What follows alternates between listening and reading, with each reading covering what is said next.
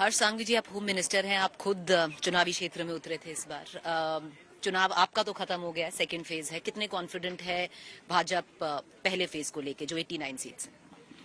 देखिए, जिस प्रकार से भारतीय जनता पार्टी और गुजरात के नागरिकों का एक संबंध रहा है, 27 साल से चल रहा हमारा ये संबंध 2022 से 2027 तक गुजरात के हित में, गुजरात राज्य के सभी नागरिकों के हित में आगे बढ़ेगा। एक ऐतिहासिक नतीजे पे गुजरात की जनता और भारतीय जनता पार्टी का संबंध 8 दिसंबर को आगे बढ़ने जा रहा है। हर्ष सांघवी जी, ऐतिहासिक तो एक चीज और हुई है। 2012 में आपकी 112 सीट आई थी। जो वोटिंग परसेंटेज थी, मान लीजिए जो भी है, वो घट के वोटिंग परसेंटेज 6-7%। 2017 में आपकी 99 सीट्स आई हैं। अब वो वोटिंग परसेंटेज 10% और घट गई है। कोई कोई की पॉकेट्स हैं सौराष्ट्र में जहां पर मान लीजिए आपका गढ़ कहा जाता था। अगर आप राजकोट ले लीजिए, जामनगर ले लीजिए, भावनगर ले लीजिए, जो डिफरेंस, हाँ मतलब सौराष्ट्र में तो जो डिफरेंस आ रहा है, कम से कम 10% के ऊपर वोटिंग परसेंटेज आ रहा है। क्या आपका जो वोटर है बाहर नहीं निकला है इस बार? जो वोटर्स बाहर निकला है ना, वो एक एक वोट गुजरात के हित में डाले गए हैं।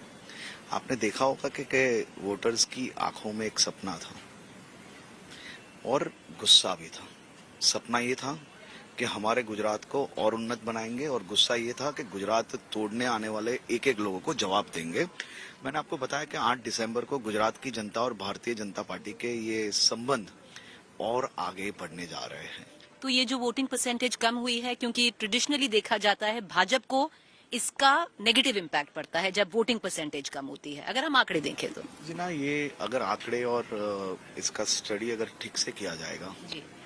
तो कहीं ना कहीं जो हमारे पॉजिटिव बूथ्स हैं, जो हमारे एकदम मैक्सिमम वोट्स जो बीजेपी को जो बूथ से मिलते हैं, वहां पे तो वोटिंग बहुत ज्यादा हुआ है।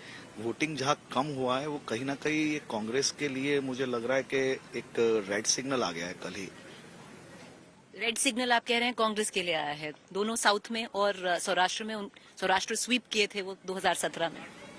देखिए, समाज के नाम के बंटवारे में आप शायद एक आध चुनाव जीत जाओ, लेकिन उसको सस्टेन करने के लिए लोगों के बीच में प्यार पाना पड़ता है, एक संबंध होना चाहिए, और खास तौर पे लोगों के काम करने पड़ते हैं नीति से। तो एक बार धर्म के नाम पे, जाति के नाम पे बंटवारे में लोग जीत गए, लेकिन रिपीट होना बहुत ही मुश्किल है उनके लिए। आपको लगता है कांग्रेस इस बार जो उनकी शोइंग थी 2017 में इस बार नहीं रही? देखिए, मेरा ये मानना है कि भारतीय जनता पार्टी और कांग्रेस के बीच के ये चुनाव में ये वक्त गुजरात की जनता ने बहुत कड़ा निर्णय लिया है। हम एक नया इतिहास रचने जा रहे हैं। गुजरात की जनता और भारतीय जनता पार्टी ये देश में गुजरात के विधानसभा चुनाव में एक नया इतिहास लिखेगी।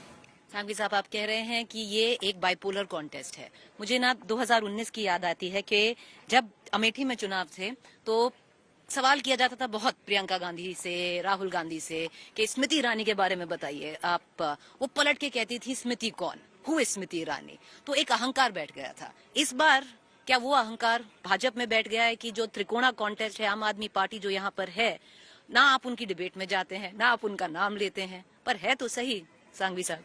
देखिए, मुझे ये बात अभी तक समझ में नहीं आ रही है। अहंकार और प्यार, ये दोनों में बहुत बड़ा फर्क है। हम तो प्यार और संबंध की बात कर रहे हैं। हम हमारे जो संबंध है वो संबंध को उजागर कर रहे हैं, और वो संबंध की बात रखना और घमंड की बात, ये दोनों में बहुत बड़ा फर्क है। हम जमीन पे चलने वाले लोग हैं। हमारे बुजुर्ग हमें यहाँ पे भारतीय जनता पार्टी के कार्यकर्ताओं को अपने बेटे मानते हैं, और हम लोग साथ में एक दूसरे को साथ में लेके आगे बढ़ने वाले लोग हैं। आपने बात की आम आदमी पार्टी की। अभी आम आदमी पार्टी की बात करनी नहीं करनी वो गुजरात की जनता पे छोड़ लेना चाहिए, क्योंकि अगर गुजरात की जनता नहीं चाह रही है उनका नाम लेना, तो ये हम उसका नाम ले ही, ये तो कैसे पॉसिबल। सांघवी साहब, आप लेते हैं कि अरविंद केजरीवाल को फैक्टर मानते हैं इस चुनाव में? देखिए, अरविंद केजरीवाल जी दिल्ली के मुख्यमंत्री हैं। उनके दूसरे साथी भगवंत मान जी पंजाब के मुख्यमंत्री हैं। पंजाब के मुख्यमंत्री बनते ही कुछ समय के बाद उनका एक बाईपोल आया था, एक उपचुनाव आया था।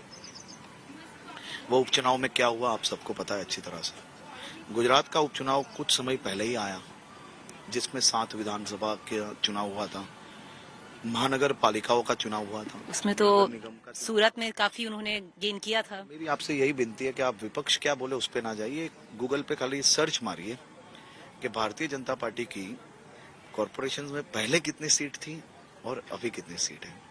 भारतीय जनता पार्टी का जन आधार वहां पे भी बढ़ा है लास्ट चुनाव में। गुजरात की सभी म्यूनिसिपल कॉरपोरेशन आज भी भारतीय जनता पार्टी के पास है, सभी जिला पंचायत भारतीय जनता पार्टी के पास है, नगर निगम 90% से ज्यादा भारतीय जनता। तो अरविंद केजरीवाल को, आम आदमी पार्टी को सौराष्ट्र में, सूरत में आपकी भी वहां पे सीट पड़ती है, जैसा एक जन सैलाब तो आ रहा था सूरत में। अगर इटालिया जी की आप रैली देखें तो वो सब डिस्काउंटेड है। देखिए, मैं कोई कमजोर है, कोई ताकतवर है, ये बातें करने वाला आदमी नहीं हूं, लेकिन मैं ये जरूर से कह रहा हूं कि कतारगाम, वराछा, कामरेज, उत्तर और करंज जिस सीट की आप बात कर रहे हो, वो सीटों पे भारतीय जनता पार्टी और वहां के नागरिकों ने साथ में मिलके संघर्ष करके, साहस करके 2002 से 2022 ये 20 साल के ये जो संबंध है ना, और ये जो साहस है ना, वो आप जब जमीन में जाओगे तब आपको 100% पता चल जाएगा। ये साहस करके वो क्षेत्र को हमने सूरत का नंबर 1 क्षेत्र बनाया है। देश भर में सबसे अच्छा और सुरक्षित क्षेत्र वो क्षेत्रों को बनाया गया है। और जिस प्रकार से पंजाब में जी। हमने परसों देखा कि मेरे देश की सीमाओं की सुरक्षा करने के लिए सबसे ज्यादा युवा जो राज्य में से सैनिक बन के ये देश की सुरक्षा करते हैं, उनकी माताओं पे जिस प्रकार से लाठी बरसाई गई, जिस प्रकार से पंजाब के लोगों को बड़े बड़े वादे जो दिए थे और वो वादे की जब मांग करने लोग गए, तब जिस प्रकार से उन लोग पे दमन किया गया, कई लोग वहां पे हॉस्पिटलाइज है, कई लोग दुखी है, हर गलियों में वहां पे खून खराबा हो रहा है। ये देख के कहीं ना कहीं पंजाब के लोगों को ये लग रहा है कि वो कहीं ना कहीं वो लोग किसी फ्रॉड से वो भावुक लोग कहीं फंस चुके हैं। लेकिन ये पंजाब के लोगों को जिस प्रकार से इन्होंने जी गलत वादे दिए, उसके सामने गुजरात की जनता एक अच्छा हिसाब करेगी और भारतीय जनता पार्टी और गुजरात की जनता की जीत होगी। चलिए, डिस्काउंट कर दिया है आपने आम आदमी पार्टी को, अब तो 8 दिसंबर को ही पता चलेगा क्या होगा। मैं आपको यही कह रहा हूँ, मैंने तो आपको जो घटनाएं हुई है वो घटना की मैं तो बात कर रहा हूँ। और 8 दिसंबर को रिजल्ट तो जरूर से आएंगे, और वो रिजल्ट में मेरी तो आपसे खाली इतनी ही विनती है कि पंजाब की जो हालत है जी। और दिल्ली में, मैंने पहली बार ऐसा सुना आजादी के बाद, मुझे जो मतलब मेरे जो बुजुर्ग राजनीतिक में जो लोग हैं वो लोग ऐसा बोल रहे हैं, इवन कांग्रेस के लोग, इवन आम आदमी पार्टी के भी कुछ नेता ऐसा बोलने लगे हैं कि पंजाब में जिस प्रकार से हालत हो गई, और वो हालत और मिसमैनेजमेंट जो देश भर में जा रहा है, उससे कहीं ना कहीं हम लोग ने जो मेहनत की थी 3-4 महीने, वो मेहनत पूरी फेल हो गई, क्योंकि ये षड्यंत्र जो था वो षड्यंत्र पूरा खुल गया लोगों के सामने। षड्यंत्र कॉन्टेस्ट कांग्रेस और आपके बीच में है। कंटेस्ट कांग्रेस और हमारे बीच में, हाँ। वही मैं वही बोला था जो आपने बोला। लास्ट 2 सवाल करूंगी आपसे सांघवी साहब। आप ही के जो व्यक्तित्व है, जो आपका जो हर सांघवी फैक्टर है, 2 चीजें हैं उसमें बहुत उभर के आती हैं। युवा हैं, 37 इयर्स के, अगर मुझे तो नहीं मालूम, अगर मैं सोचूं कोई होम मिनिस्टर रहे होंगे जो आप हैं, तो एक सवाल उससे करूंगी, एक सवाल करूंगी कि आप होम मिनिस्टर भी हैं स्टेट के। तो एक युवा नेता को जिसकी लैंग्वेज बहुत डिफरेंट होती है कनेक्शन की, क्योंकि बहुत सारे यूथ हैं, जैसे भी हमने बहुत ट्रैवल किया है गुजरात में, अगर एक नाम उभर के आ रहा है, अगर मोदी जी के बाद एक्चुअली आप ही का नाम आता है कि हर्ष सांघवी युवा है, हमको समझते हैं, गुजरात के लिए, गुजरात का फ्यूचर है, तो जो गुजरात का फ्यूचर है उसको बुरा नहीं लगता कि आप ही के नेता आकर हिंदू मुस्लिम की बात कर देते हैं। अभी गोधरा कांड को फिर से कितने नेताओं ने दोहराया, असम के चीफ मिनिस्टर देख लीजिए, योगी आदित्यनाथ देख लीजिए। सांप्रदायिक बातें करना सही है क्या?